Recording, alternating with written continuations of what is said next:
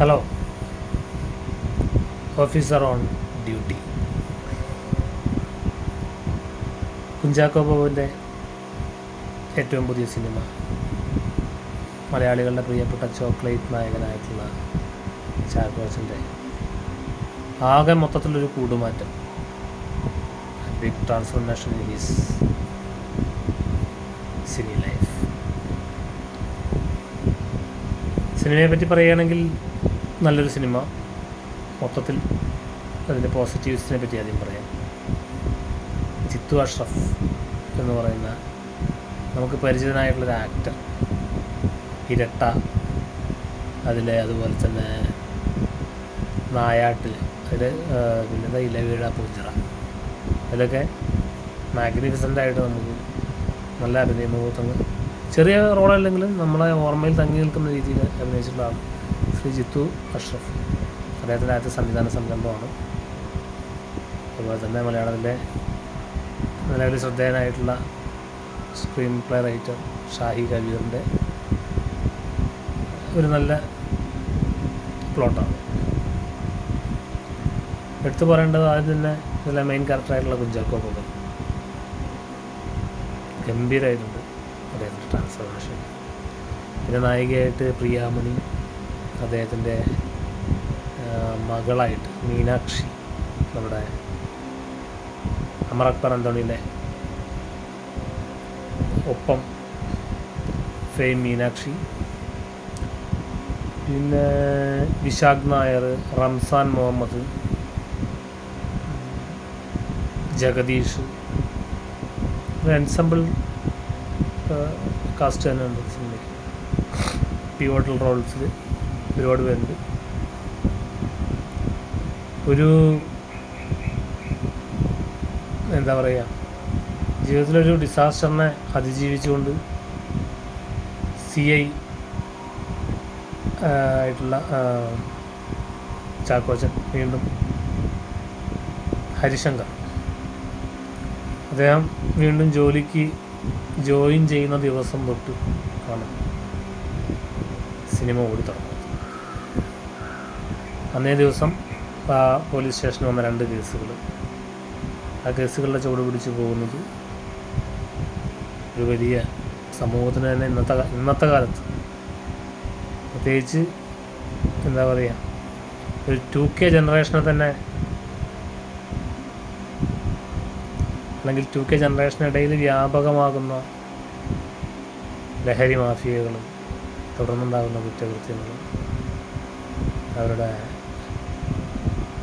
ലഹരി ഉപയോഗത്തിന് ശേഷം അവരുടെ സൈക്കോപാത്തായിട്ടുള്ളവരുടെ ലൈഫിൻ്റെ ഡൈവേർഷൻ, ഇങ്ങനെയുള്ള കാര്യങ്ങളൊക്കെ സിനിമ പറയാതെ തന്നെ പറയുന്നുണ്ട് കാഴ്ചകളിലൂടെ. പിന്നെ ലഹരി മാഫിയ ഇത്തരം അല്ലെങ്കിൽ ഇതിന് വിരുദ്ധമായിട്ട് നിൽക്കുക അങ്ങനെയുള്ള ആഹ്വാനങ്ങളൊന്നുമില്ല. കാഴ്ചകളിലൂടെ നമുക്ക് കുറേ കാര്യങ്ങൾ കാട്ടിത്തരുന്നൊരു സിനിമയാണ് ഓഫീസർ ഓൺ ഡ്യൂട്ടി. അതുപോലെ തന്നെ കുഞ്ചാക്കോ ബോബൻ്റെ പ്രകടനം മാഗ്നിഫിസൻ്റ് ആണ്, ഔട്ട്സ്റ്റാൻഡിങ് ആണ്. പ്രിയാമണി, അതുപോലെ തന്നെ ജഗദീഷ്, എല്ലാം വളരെ നല്ല രീതിയിൽ നിന്ന് ചെയ്തു വെച്ചിട്ടുണ്ട്. വിശാഖ് നായർ മെയിൻ പ്രോട്ടഗോണിസ്റ്റാണ്, ആൻറ്റഗോണിസ്റ്റാണ്. അതുപോലെ റംസാൻ മുഹമ്മദ് നല്ല പ്രകടനം തന്നെയാണ്. ആദ്യത്തെ സീൻ തൊട്ട് അവസാന നിമിഷം വരെ, ഒരു ക്ലൈമാക്സിൻ്റെ ആ ഒരു എൻഡിങ് വരെ പ്രേക്ഷകന് ഏറ്റവും ഇഷ്ടപ്പെട്ടൊരു സിനിമയാണ്. പ്രേക്ഷകൻ നിലയ്ക്ക് എനിക്ക് വളരെയധികം ഇഷ്ടപ്പെട്ട ഒരു സിനിമയാണ് ഓഫീസർ ഓൺ ഡ്യൂട്ടി. പക്ഷേ മാത്രമാണ് എനിക്കിത് നെഗറ്റീവായിട്ട് തോന്നുന്നത്. എന്ന് വെച്ചാൽ എല്ലാം കഴിഞ്ഞ് ഫ്യൂ ഡേയ്സ് ലേറ്റർ എന്നൊരു സംഗതി വരുന്നുണ്ട്. ആ ഫ്യൂ ഡേയ്സ് ലേറ്റർ പ്രശ്നമൊന്നുമില്ല. ഒരു സിനിമ അവരുടെ സിനിമ അവരങ്ങനെ അവസാനിപ്പിച്ച് അവർക്ക് അതിനുള്ള സ്വാതന്ത്ര്യമുണ്ട്. എങ്കിലും ഒരു പ്രേക്ഷകൻ എന്ന നിലയ്ക്ക് ഞാൻ അത്തരം ക്ലൈമാക്സുകൾ പല സിനിമകളിലും, മലയാളത്തിൽ മാത്രമല്ല ഇതര സിനിമകളിലും ഇതര ഭാഷകളിലും ഞാൻ കണ്ടിട്ടുണ്ട്. അതുകൊണ്ട് അത്രയും നേരം മുൾമുനയിൽ പിടിച്ചു നിർത്തിയിട്ടുള്ള ഉദ്യോഗത്തോടെ കണ്ടിരുന്ന സിനിമയിൽ ആ ക്ലീഷേ ക്ലൈമാക്സ് അങ്ങ് ഒഴിവാക്കാമായിരുന്നെന്നാണ് എനിക്ക് തോന്നിയിട്ടുള്ളത്. ആ ഒരു നെഗറ്റീവ്, അതിൽ മാത്രം എനിക്ക് നെഗറ്റീവായിട്ട് പറയാൻ തോന്നുന്നത്. മൊത്തത്തിൽ സിനിമ നല്ല സിനിമയാണ്, എൻഗേജിങ് ആയിട്ട് കണ്ടിരിക്കാൻ കഴിയുന്ന സിനിമയാണ്. പ്രത്യേകിച്ച് അതിൻ്റെ മ്യൂസിക്കൊക്കെ ജെയ്ക്സ് ബിജോയ് നല്ല രീതിയിൽ ആ ഒരു നിഗൂഢത, ഭയാനകത്വം ഒക്കെ ശരിക്കും പ്രേക്ഷകരിലേക്ക് ഇറങ്ങി ചെല്ലുന്ന രീതിയിൽ തന്നെ അദ്ദേഹം അത് ചെയ്തു വെച്ചിട്ടുണ്ട്. കൂടുതൽ ടെക്നിക്കൽ വശങ്ങൾ പറയാൻ എനിക്കറിയില്ല.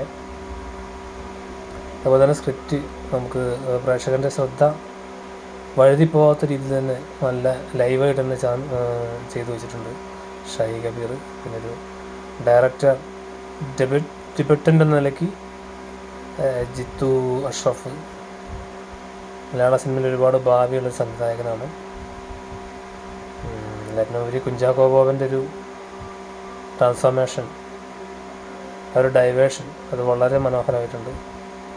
ഇനിയും അദ്ദേഹത്തിന് ഒരുപാട് ചോക്ലേറ്റ് നായകനല്ലേ എന്ന് പറഞ്ഞിട്ട് മുത്തുമണിയുടെ ആക്ട്രസ് ഉണ്ടല്ലോ, മുത്തുമണി, അവരുടെ ഒരു കമൻറ്റ് ഉണ്ട്. അവരൊറ്റ സീനിലേ വരുന്നുള്ളൂ. അപ്പോൾ ആ ചോക്ലേറ്റ് നായകൻ എന്ന് പറയുന്ന ഇമേജിനെ തന്നെ തട്ടിത്തെറിപ്പിക്കുന്നൊരു സംഗതിയാണ്. അതിൽ നിങ്ങൾക്ക് കുഞ്ചാക്കോ ബോബനെ കാണാൻ കഴിയില്ല. ഇതുവരെ മലയാള സിനിമയിൽ 97 കാലഘട്ടത്തിൽ അനിയത്തിപ്രാവിലൂടെ വന്ന കുഞ്ചാക്കോ ബോബൻ്റെ 10-25 വർഷത്തിൽ പരമുള്ള കരിയറിൽ നമ്മൾ ഇതുവരെ കണ്ടിട്ടുള്ള കുഞ്ചാക്കോ ബോബനെ നിങ്ങൾക്ക് ഈ സിനിമയിൽ കാണാൻ കഴിയില്ല.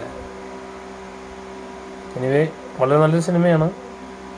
പിന്നെ ക്ലൈമാക്സിൽ ആ ചർവണം അവിടെ ഒഴിവാക്കിയിരുന്നെങ്കിൽ ഒരു വട്ടം കൂടെ അല്ലെങ്കിൽ 1-2 തവണ കൂടെ വീണ്ടും കാണാൻ ഞാൻ ശ്രമിച്ചേക്കാവുന്ന ഒരു സിനിമയായിരുന്നു. ഓക്കെ, അപ്പോൾ എല്ലാവരും തിയേറ്ററിൽ പോയിട്ട് തന്നെ കാണുക, അഭിപ്രായം അറിയിക്കുക, ആസ്വദിക്കുക. Thank you.